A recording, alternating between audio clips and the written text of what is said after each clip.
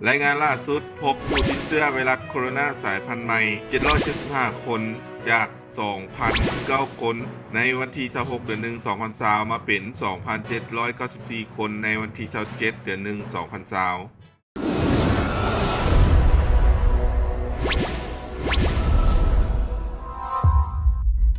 ดังที่ทุกคนได้รู้ข่าวนำกันเนาะว่าไวรัสสายพันธุ์ใหม่มีจุดกำเนิดมาจากเมืองอู่ฮั่นแขวงหูเป่ยสปป.จีนได้เฮ็ดให้ผู้เสียชีวิตจำนวนหลวงหลายอยู่ที่เมืองอู่ฮั่นดังนั้นมื้อนี้บอลล่าสิมาอัปเดตผู้ติดเชื้อและผู้เสียชีวิตเพิ่มเติมล่าสุดในวันที่ 27 เดือน 1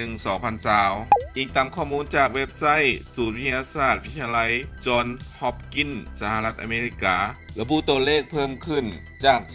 2,019 คนในวันที่ 26 เดือน 1 2020มาเป็น 2,794 คนในวันที่ 27 ปี 2020เพิ่มขึ้น 775 คนและมีผู้เสียชีวิตเพิ่มขึ้นจาก 56 คนในวันที่ 26 เดือน 1 ปี 2020มาเป็น 80 คนในวันที่ 27 เดือน 1 ปี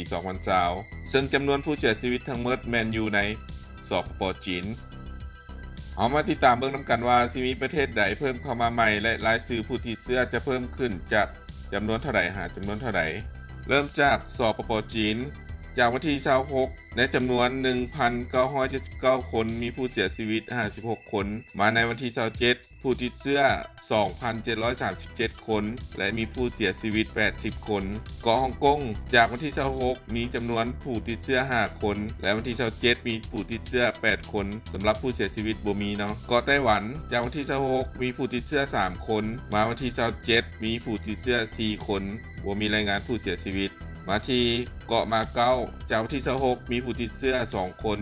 มาวันที่ 27 มีผู้ติดเชื้อ 6 คนบ่มีรายงานผู้เสียชีวิตมาที่ประเทศไทยจากวันที่ 26 มีผู้ติดเชื้อ 7 คนมาวันที่ 27 มีผู้ติดเชื้อ 8 คนบ่มีรายงานผู้เสียชีวิตประเทศเกาหลีใต้จากวันที่ 26 มีผู้ติดเชื้อ 3 คนมาวันที่ 27 มีผู้ติดเชื้อ 3 คนคือเก่าเนาะบ่มีรายงานผู้เสียชีวิตประเทศญี่ปุ่น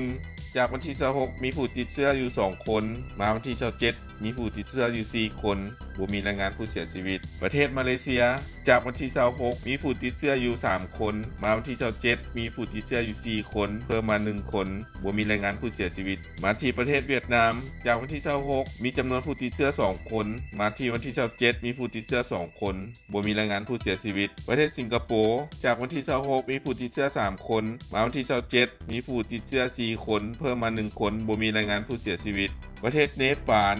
จากวันที่ 26 มีผู้ติดเชื้อ 1 คนวันที่ 27 มีผู้ติดเชื้อ 1 คนมีจำนวนเท่าเก่าเนาะบ่มีรายงานผู้เสียชีวิต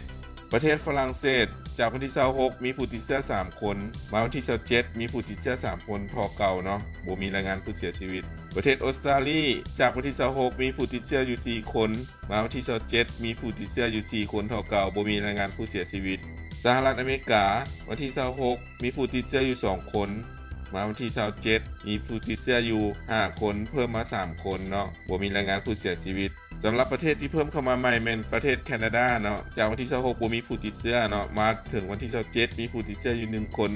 ยังบ่มีรายงานผู้เสียชีวิตเทื่อสำหรับสปป.ลาวของพวกเรายังบ่มีรายงานผู้ติดเชื้อไวรัสดังกล่าวถ้ามีข้อมูลบ่ล่ะสิมาอัปเดตให้ทุกคนได้รับชมพร้อมกันอีกบัดนึงเนาะถ้าหากท่านใดมีอาการไข้หรือไอจามน้ำมูกไหลหายใจฝืดมีอาการผิดปกติให้ทุกคนโทรไปที่